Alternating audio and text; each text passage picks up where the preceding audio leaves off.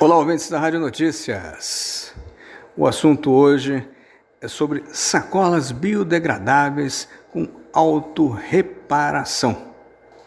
E para falar sobre esse assunto, eu converso agora com o professor da FATEC, aqui de Tatuí, Jefferson Nedélcio, que vai dar todos os detalhes para a gente sobre esse assunto super importante aí para todo mundo. Tudo bem, Jefferson?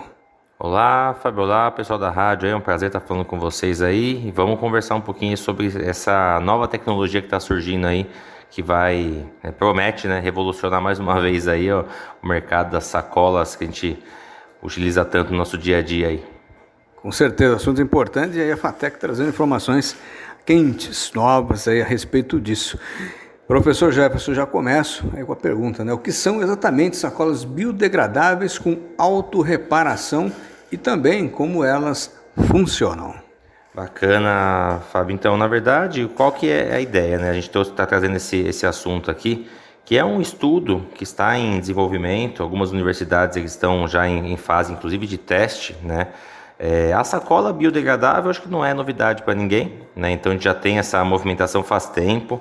A gente já tem quem mexe com tecnologia sabe o quanto que a gente se envolve de aplicar a tecnologia para construir melhorias no nosso mundo, para solucionar problemas sociais. Então a gente já tem essa pegada da tecnologia, essa importância de trazer ações. Então assim, o meio ambiente, a gente vive nele, a gente impacta ele e a gente entende que precisamos criar tecnologias que minimizem os impactos ou que melhorem a nossa condição de vida, Então, quando surgiram as sacolas biodegradáveis, era uma tentativa de que foi identificado que a sacolinha plástica de mercado que a gente usa polui muito o meio ambiente, O seu descarte, a degradação dela é muito demorada. Então, isso começou a gerar um acesso no meio ambiente, nos mares e tudo mais. E aí surgiu a sacola biodegradável, que é aquela que tem a mesma função, só que ela agride menos o meio ambiente, ela desgasta mais rápido, então ela consegue, se ela for descartada até de forma incorreta no meio ambiente, ela tem uma degradação muito mais rápida.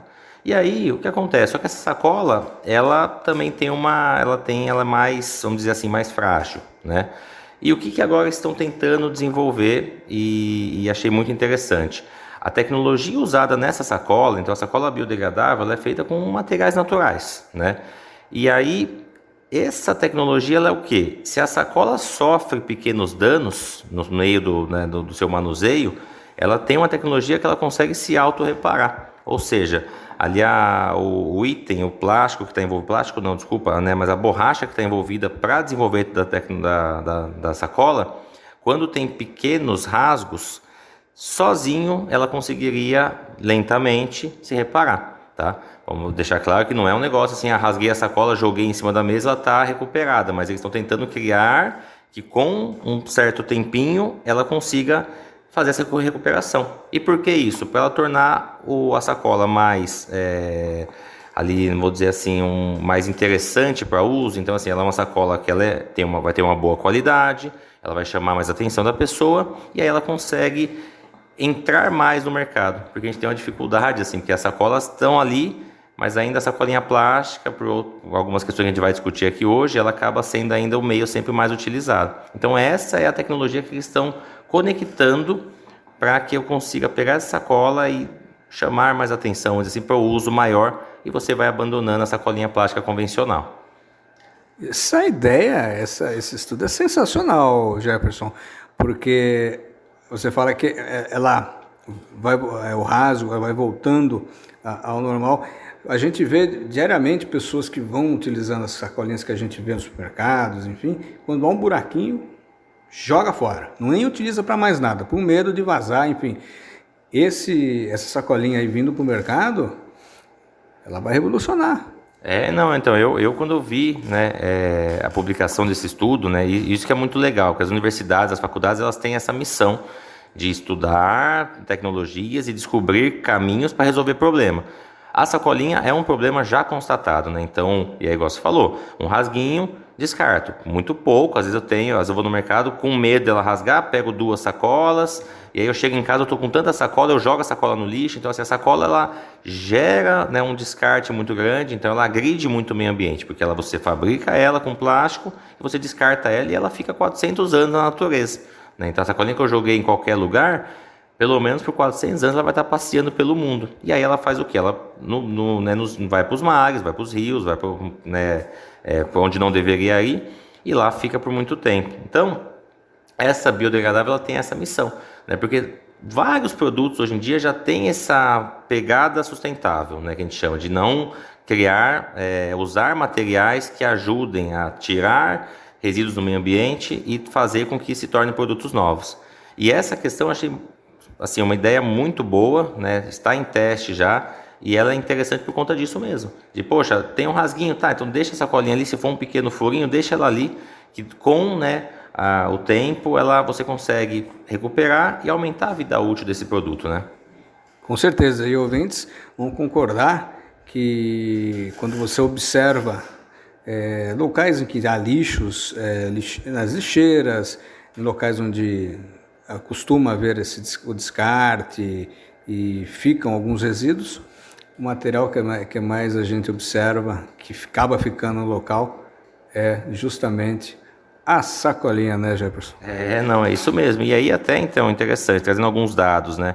Hoje em dia, um levantamento que foi feito, 85% do lixo eletrônico do lixo que está constando nos oceanos, ele vem do plástico, né? As sacolinhas, ela tá no meio. Então, assim, igual você falou, tem muito lixo, né, que a gente encontra, e esse plástico ele se faz presente. Então, assim, se eu crio algo que eu posso reduzir isso é fundamental, tá? Então, assim, essa tecnologia que ela foi desenvolvida, ela resolve esse problema, tá?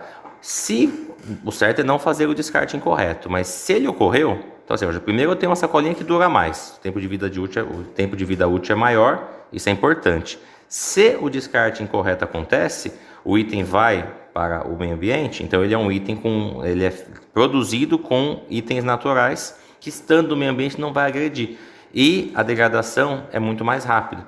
Então, assim, você vai passar de 400 anos, que é uma sacolinha, para a questão de alguns anos já está incorporado ao meio ambiente. E então isso aí, assim, é só benefícios que a gente entende no processo, né? Com toda certeza. Isso é tão promissora porque ainda não vemos essas sacolas nos supermercados. E quais são os desafios? Belezinha, então aí a gente fala assim, poxa, só igual eu falando como um professor da área, fala, nossa, que bacana, só tem benefício. Realmente, a questão da sustentabilidade tem um ponto interessante, que os itens ainda são mais caros, né? Então, assim, o recurso para utilizar, a demanda necessária para produzir, o gasto, o tempo gasto, tudo envolve custo, né? Então, uma sacolinha desse tipo, ela tem um custo maior, custo elevado. Então, assim, esse custo ou é repassado ao consumidor, ou é repassado ao mercado, à empresa que utiliza a sacola. Então, por conta de custo, é sempre um ponto que impacta na nossa produção, né? Então, assim, esse estudo que eu acabei não citando, mas, por exemplo, a USP tem alguns estudos que trabalham essa questão de como melhorar a utilização do microplástico, a questão, né, de substituição desse item, que é uma problemática para a nossa realidade.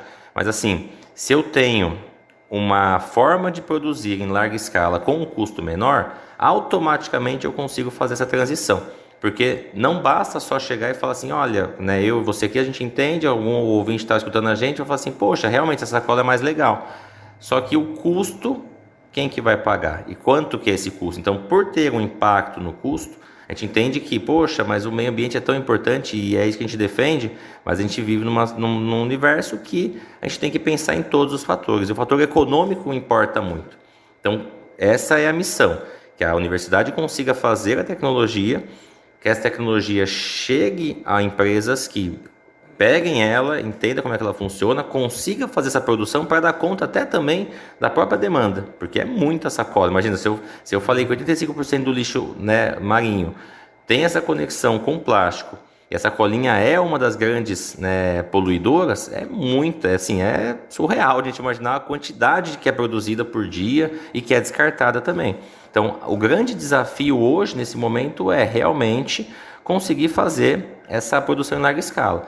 Outra questão, como ainda é um estudo desenvolvido, então assim, falei de sacolinha de auto-reparação, com um grande cuidado de que não é assim, eu vou catar a sacolinha, rasgar e jogar na mesa e ela magicamente vai se reparar. Ela não tem uma automutação. Isso, não é o Wolverine das sacolas, né? Ela é assim, é um processo que eles estão entendendo, porque assim, quando a gente estuda, por exemplo, na FATEC eu tenho lá disciplinas de tecnologia dos materiais. É uma disciplina que eu estudo e eu entendo que todo material ele tem o que? Ele tem períodos que ele aumenta, que ele diminui. Então assim, eu tenho uma porta da minha casa.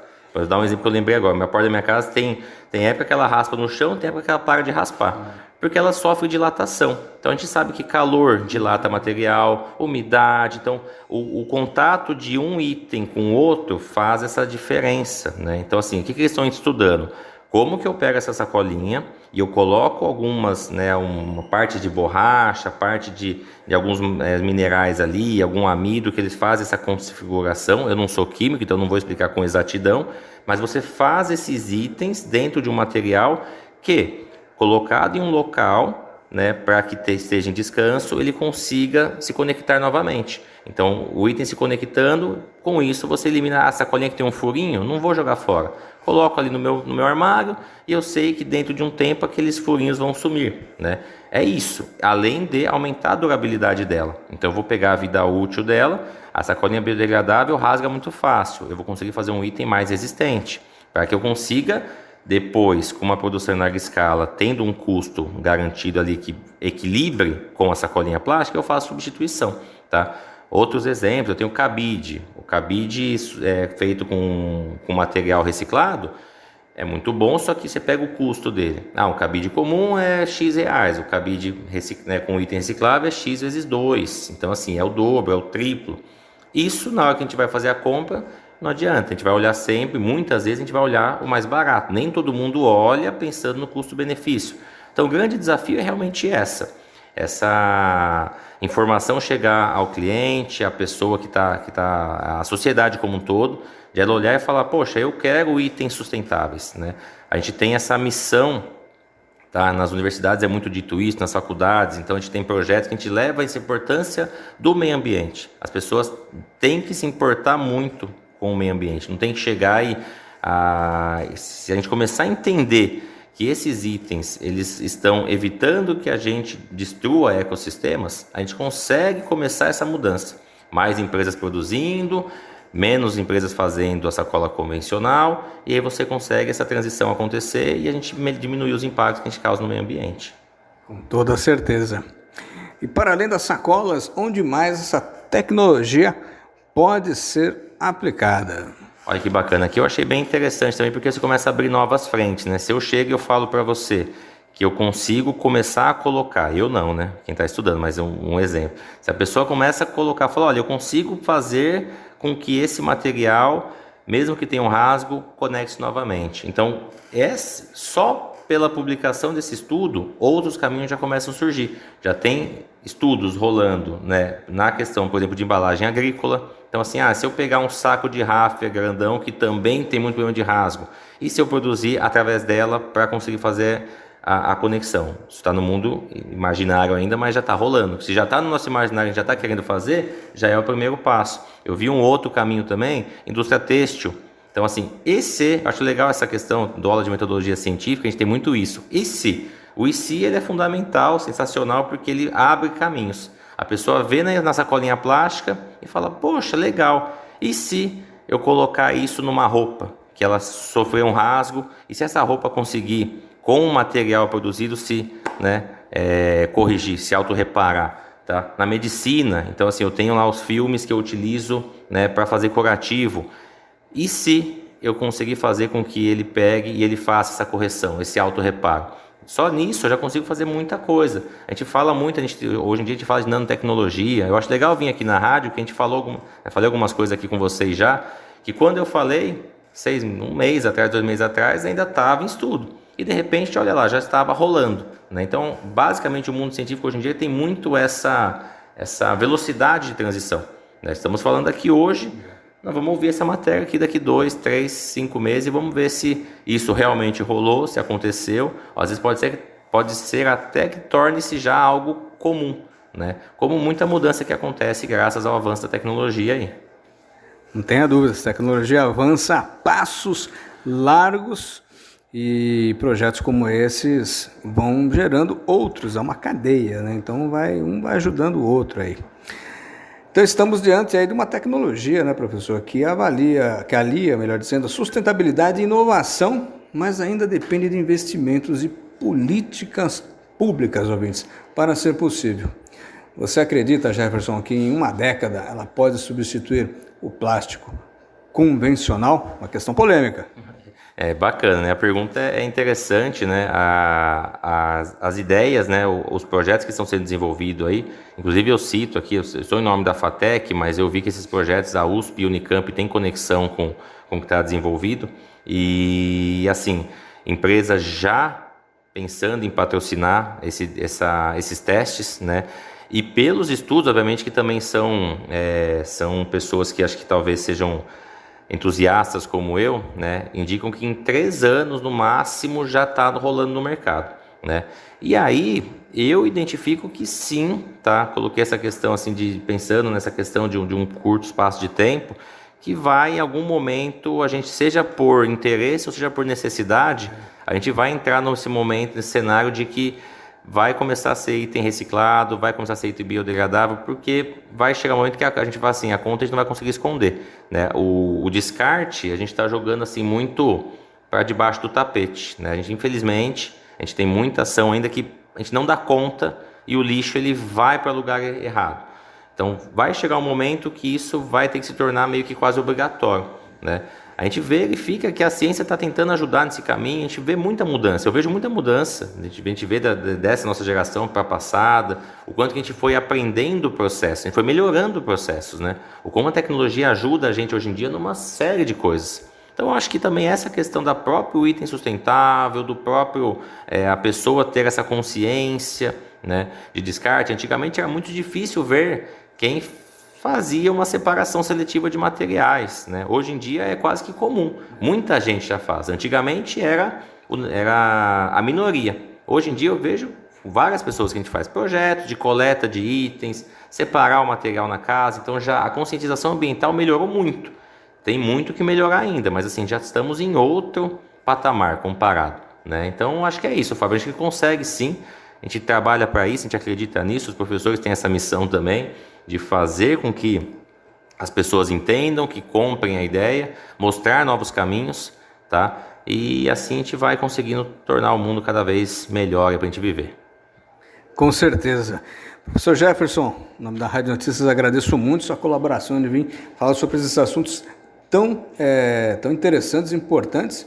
E olha, o espaço está aberto para vocês da FATEC sempre trazerem essas novidades, esses estudos, que é para a população em geral, nossos ouvintes, terem ideia do que está acontecendo aí na questão do campo da ciência, das pesquisas, que muitas vezes ainda não são divulgados, mas por grandes veículos, mas a gente traz com vocês essas novidades e já pensando no futuro para elas serem já implantadas. Obrigado. Beleza, Fábio, eu agradeço a oportunidade sempre aí, eu acho que é um prazer falar com vocês da rádio, trazer essas informações, né?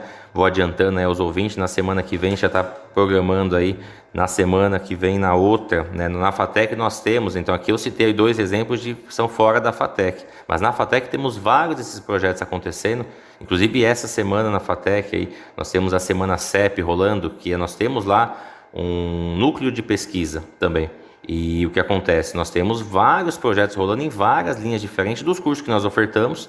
Então, a FATEC, a gente abre sempre o convite. Quem quiser conhecer mais, saber sobre esse universo, vá até a FATEC Tatuí ali, mande um e-mail para a gente, acesse nosso site, converse conosco, que a gente tem todo o prazer de mostrar e de falar da FATEC.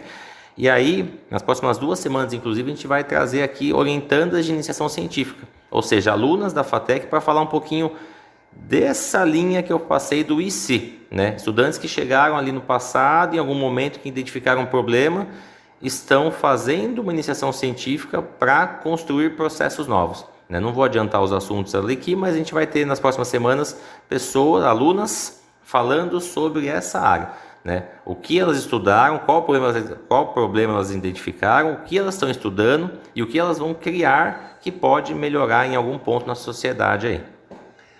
Ouviram, ouvintes? Então, não percam aí as próximas entrevistas aí com a equipe da FATEC. Vai trazer muita novidade para vocês. Jefferson, mais uma vez, obrigado. Um abraço para você e todo mundo lá da FATEC de Tatuí. E os microfones estão sempre abertos para vocês. Beleza, obrigado, Fábio. Obrigado a todos os ouvintes aí. Até a próxima. Fábio Rota para a Rádio Notícias.